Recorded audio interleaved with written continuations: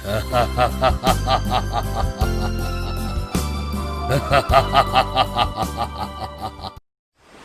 बार की बात है, 3 नए शादीशुदा जोड़े होते हैं जो कि समुद्र के किनारे एक होटल में रहने जाते हैं। अरे मोनू, हम यहाँ आ तो गए हैं, लेकिन ये आइलैंड भूतिया है, मैंने ऐसा सुना है। अरे कुछ नहीं है ऐसा, सरदार जी भी तो हैं अपने साथ, कुछ नहीं होगा, तुम एंजॉय करो बस। हाँ। सरदार जी अपने कमरे में। ओ सोनिए, चल समुद्र किनारे मजे करेंगे। ओ चल मेरी जान। क्या सरदार जी बहुत मूड में हो। तीसरा जोड़ा बंगाली होता है, भौमिक और मधुरिमा। फिर सब लोग समुद्र के किनारे जाते हैं और सबके पति स्विमिंग करने लगते हैं। सभी एंजॉय कर रहे होते हैं और सारी औरतें एक साथ बेंच पर बैठकर बातें करने लगती हैं।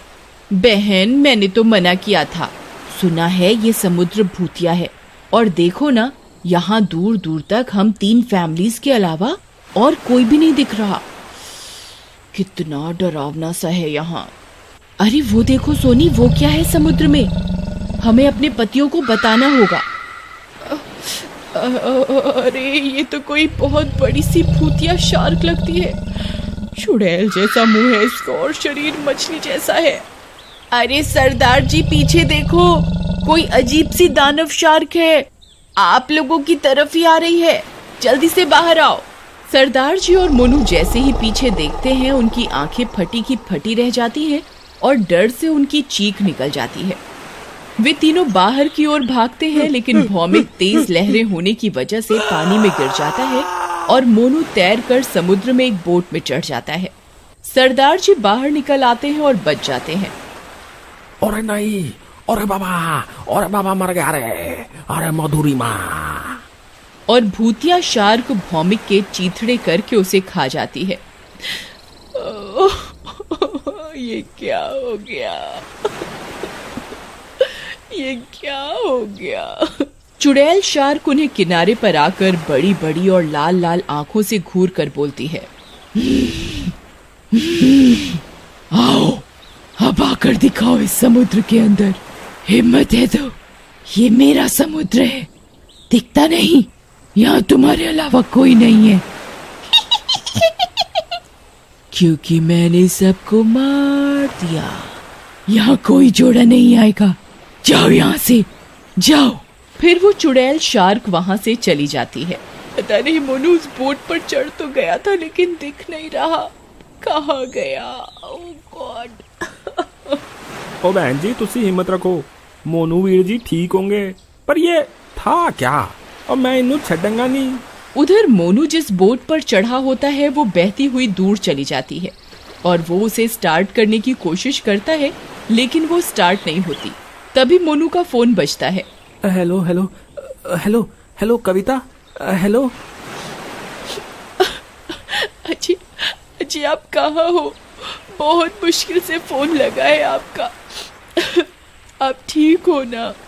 कविता, मैं एक बोट पर चढ़ गया था, लेकिन काफी दूर आ गया हूँ, मैं वापस आ रहा हूँ, तुम किनारे पर ही रहना है। हम सब किनारे से थोड़ी दूरी पे खड़े हैं, आप आ जाओ जल्दी। फिर मोनू उन्हें दूर से आता हुआ दिखता है। मोनू तुम मुझे दिख रहे हो, जल्दी आ जाओ। लेकिन वो चुड़ैल फिर से आ जाती है। अरे पीछे देखो, वो चुड़ैल आ गई। ओ मोनू वीर जी, ओ जल्दी आओ। नहीं नहीं। चुड़ैल शार्क को देखकर उसके तोते उड़ जाते हैं। तुमने मुझे शोर करके फिर से जगा दिया, मैं तुम्हें नहीं छोड़ूंगी। नहीं, मुझे जाने दो, मेरी अभी अभी नई नई शादी हुई है, अब मुझे जाने दो। तो क्या हुआ, मेरी भी तो नई शादी हुई थी, मैं भी मर गई थी। तुम लोग आते हो और ये सारा समुद्र गंदा करके जाते हो, नहीं आने दूंगी किसी को भी। देखो कितनी गंदगी फैलाई है तुम लोगों ने, खाने पीने का सामान, बोतलें, कचरा सब यहीं फेंक जाते हो, जिसकी वजह से मैं और मेरे पति मर गए। लेकिन इसमें मेरी गलती क्या है, मुझे छोड़ दो। चुड़ैल उसकी एक नहीं सुनती और उसे मार कर खा जाती है। उधर फोन पर चुड़ैल की सब बातें सरदार जी, उनकी पत्नी और कविता सुन लेते हैं। तो ये बात है, लोग यहाँ आकर गंदगी फैलाते हैं। चुड़ैल की मौत इसी कचरे से हुई, लेकिन कैसे? नहीं, मेरे पति को भी मार दिया। अब इन बातों का क्या मतलब वीर जी? मैं जा रही हूँ अपने पति को बचाने। मोनू, मैं आ रही हूँ। कविता, तुम चुप हो जाओ, धीरज रखो। अब क्या कर सकते हैं? होनी को कोई नहीं टाल सकता। हम हैं तुम्हारे साथ। वो नहीं सुनती और पानी में कूद जाती है। अरे ये क्या किया बहन जी तुसी? चलो जल्दी सोनी होटल चलो, और हमें मदद लानी होगी। तभी वे लोग किनारे पर बने होटल में जाते हैं। जहाँ वे लोग रुके होते हैं, उस होटल के मैनेजर से पूछते हैं। अरे मैनेजर साहब, ये जगह भूतिया हैगी और वो साढ़े दोस्त मार रही है, आप जल्दी चलो। ऐ चुड़ैल कित्थों आई? नहीं नहीं, मैं नहीं जाऊंगा पानी में। हाँ, यहाँ बहुत पहले एक पति पत्नी आए थे हनीमून मनाने। उनका नाम रीमा और महेश था। एक दिन सबकी तरह वो लोग भी समुन्दर में बोट लेकर घूमने गए थे और उनकी बोट डूब गई और वो दोनों मर गए। लड़के की लाश तो मिली, पर रीमा की लाश नहीं मिली। सब कहते हैं ये चुड़ैल रीमा ही है। अब मुझे मरना नहीं है, अब मैं नहीं जाऊंगा। अब हमें सच का पता कैसे चलेगा? अरे यार, ये तो वो चुड़ैल ही बता सकती है। चलो उसी से पूछ लेते हैं। पागल हो गए हो क्या? मरना चाहते हो? वो तुम्हारी गर्लफ्रेंड है जो तुमसे अपने सुख दुख बांटेगी। अरे सोनिए, फिर की करें? ऐसे तो जो भी इस टापू पे आएगा वो उसे मार देगी ना यार। और कविता बहन जी भी तो समुद्र में कूद गई थी मोनू वीर जी नु बचाने वास्ते। उन्हें तो ढूंढने जाना ही पड़ेगा ना। वो तो चिंता न कर, मेरे पास एक तरकीब है। मैनेजर जी, आपके पास इनकी कोई फोटो वोटो है? हाँ, ये उनके सामान से निकली थी। उनकी शादी की फोटो है। बढ़िया, चल मेरे नाल, अब कुछ नहीं होगा। फिर वो दोनों समुद्र के किनारे जाते हैं। रात हो जाती है और समुद्र की लहरें बहुत ही तेज होने के कारण समुद्र बहुत डरावना लग रहा होता है। वे चुड़ैल को आवाज लगाते हैं। चुड़ैल जी, ओ चुड़ैल जी। चुड़ैल उनकी आवाज सुनकर गुस्से में आ जाती है। कौन है जिसे मेरा डर नहीं और इतनी हिम्मत है कि मुझे आवाज लगाकर बुला रहा है? वो उसके कान में कुछ कहता है। इतने में चुड़ैल गुस्से में उनके पास आ जाती है। और सोनी, मेरी बात ध्यान नाल सुन। तुम नहीं बचोगे, गंदगी फैलाने आए हो। बोलो, मैं तुम्हें भी मार डालूंगी। चुड़ैल जी, ये देखो, आपकी शादी का फोटो आपके पति के साथ। चुड़ैल उस फोटो को देखकर शांत हो जाती है और वो उसे देखने लगती है। ये मेरे पति हैं, मैं इन्हें बहुत प्यार करती थी। आप दोनों बहुत अच्छे लग रहे हो साथ में।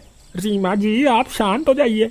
हम आपको कोई नुकसान नहीं पहुंचाने आए, हम तो आपकी मदद करना चाहते हैं। लेकिन आप यहाँ आने वाले को क्यों मार रही हो? तुमने क्या कहा रीमा? तुमने मेरे नाम से मुझे बुलाया, ये फोटो लाए हो। तुम अच्छे इंसान लगते हो।